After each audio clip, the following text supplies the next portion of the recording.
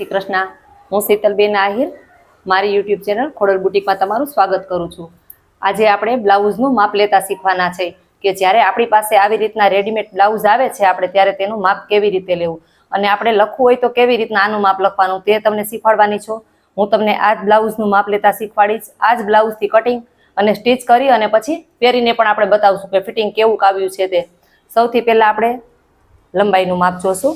લંબાઈ તમે અહીંથી પણ માપી શકો છો, પણ જો પાછળથી માપો તો વધારે સારું. આપણું બ્લાઉઝ છે, આપણે તેની લંબાઈ માપીશું. આપણે અહીંયાથી લંબાઈ માપવાની છે.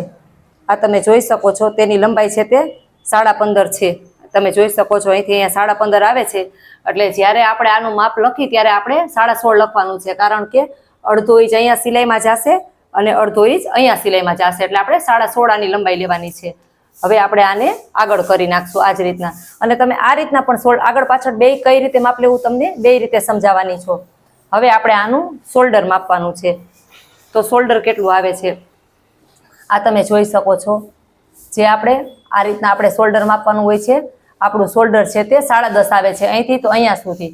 એટલે આપણે જ્યારે કટિંગ કરી ત્યારે આપણે 10.5 અડધા એટલે કે 5.25 લેવાના હોય છે. હવે તેના પછી આપણે આ રીતના, જેને આપણે મૂંઢો પણ કહેવાય ને આર્મોલ પણ કહેવાય, અહીંથી તો આ રીતના સ્કેલ રાખવાની છે. આ રીતે આ તમે જોઈ શકો છો. જે આપણે તેનું આર્મોલ છે તે 6 આવે છે. આ રીતના તેના આર્મોલ કે મૂંઢો જે તમે કહો તે આ રીતના માપ લેવાનું છે. તે પછી આપણે ગળું કેટલું રાખવાનું છે હવે આપણે એ જોશું. આ તમે જોઈ શકો છો આપણું ગળું છે તે 5નું છે. એટલે જ્યારે આપણે કટિંગ કરશું ત્યારે તેનું અડધું કરવાનું, એટલે આનું 2.5નું ગળું છે. આ રીતના આપણે ગળાનું માપ લેવાનું હોય છે. હવે આપણે તેનું પાછળ ગળું કેવી રીતે રાખવું તે આપણે ચેક કરીશું. આપણે અહીંયાથી રાખવાની છે મેજર ટેપ, અને તમે જો સીધું માપ લેતા હોય તો તમારે આ રીતના રાખવી. આ તમે જોઈ શકો છો તેનું ગળું છે તે 9.5નું છે. અને બધાની રીત અલગ અલગ હોય છે. ઘણા આમ પણ લે છે માપ. જો તમે આ રીતના ક્રોસમાં માપ લેતા હોય તો ક્રોસમાં 10.5 આવે છે. હું તમને એક સાથે 2 ટ્રીક શીખવાડતી જાશ કે તમારે કઈ કઈ રીતના કરવાનું છે. આ રીતના તેનું પાછળના ગળાનું માપ લેવાનું હોય છે. હવે આપણે આગળ આ રીતના છાતીનું ને એનું માપ લેશું.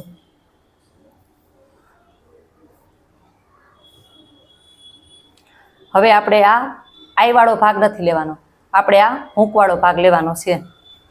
હવે આપણે અહીંયાથી રાખવાની છે તે અહીંયા સુધી. આ તમે જોઈ શકો છો. આમાં આપણે 9 આવે છે. એટલે 9ને આપણે 4 વાર કરવાના છે. કે 9ને આપણે 4 વાર કરીએ એટલે સરવાળો કરવાનો. એટલે 9ને આપણે 4 વાર કરીએ એટલે આની છાતી છે તે 36 છે. 36નો ચોથો 9 થાય.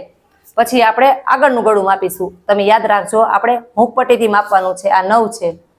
9નો અહીંયા 9 આવ્યા એટલે આપણે 36નો 4 પાર્ટ કરી એટલે 9 થાય. હવે આપણે આગળનું ગળું માપીશું. તમે જોઈ શકો છો અહીંયા વચ્ચોવચ્ચ મેજર ટેપ રાખવાની છે ને આ રીતે તેનું ગળું માપવાનું છે. તમે જોઈ શકો છો કે તેનું આગળનું ગળું આપણે કેટલું આવે છે. અહીંથી તો અહીંયા સુધી તેનું આગળનું ગળું છે તે 6.5 આવે છે, કારણ કે એટલું તો અહીંયા તેનું સિલાઈ દબાણમાં વયું ગયું હોય. હવે આ રીતે આપણે તેનું ગળું માપવાનું છે.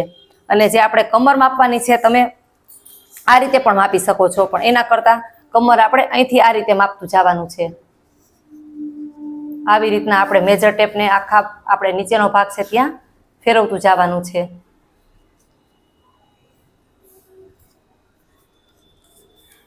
હવે આપણે આને નથી ગણવાનું, જે આપણે આઈવાળો ભાગ છે તેને નથી ગણવાનો. આ તમે જોઈ શકો છો આપણી કમર છે તે અહીંયા સુધી તમે જુઓ 28.5 આવે છે. આપણી કમર છે તે 28.5 છે. આ બધું તમારે પહેલાં માપ લેવાનું છે અને પછી આપણે તે લખતું પણ જવાનું છે કે અહીંથી આપણે પાછળનો ભાગ માપ્યો તો પાછળનો ભાગ 15.5 હતો તો તેમાં 1 ઇંચ પ્લસ કરી એટલે 16.5 થાય. એટલે 16.5 લખવાનું છે. અને આપણે આમાં અહીંથી આપણે જે આ છાતી માપી આપણે છાતી 36 છે. તો જ્યારે આપણે કટિંગ કરી ત્યારે આપણે 36નો ચોથો એટલે કે 9 અને 9માં આપણે 2 ઇંચ ઉમેરવાના છે. એ રીતના છાતીનું માપ લેવાનું છે. આપણે કમર માની લ્યો કે કમર આપણે અત્યારે 28 માપી કે 29 માપી તો 28નો ચોથો 7 અને કમરમાં પણ એવી જ રીતે આપણે 2 ઇંચ ઉમેરવાના છે એટલે 9 ઇંચ. અહીંયા પણ જ્યારે લૂઝિંગ અડધું ઇંચનું છોડશો એટલે 1.5 ઇંચનું ફિટિંગ આવશે. અને કમરમાં પણ એવી જ રીતે આવશે. કમરમાં પણ જ્યારે આપણે ટક્સનું ને બધું ગણશો એટલે 1.5 ઇંચ જ આવશે. આપણે એ ફિક્સ માપ તમારે એવી રીતના રાખવાનું છે. હવે તમને હું સ્લીવનું સમજાવું છું. સ્લીવનું માપ આવી રીતના લેવાનું છે.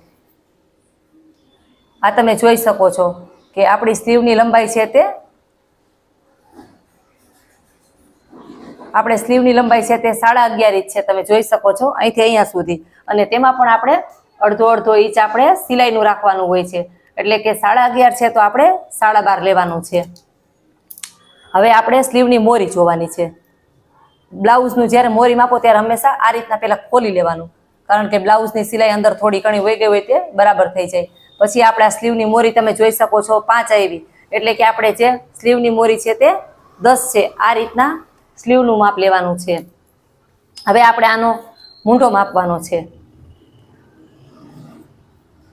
હવે આપણે અહીંથી મૂંઢો માપવાનો છે આપણે બ્લાઉઝનો.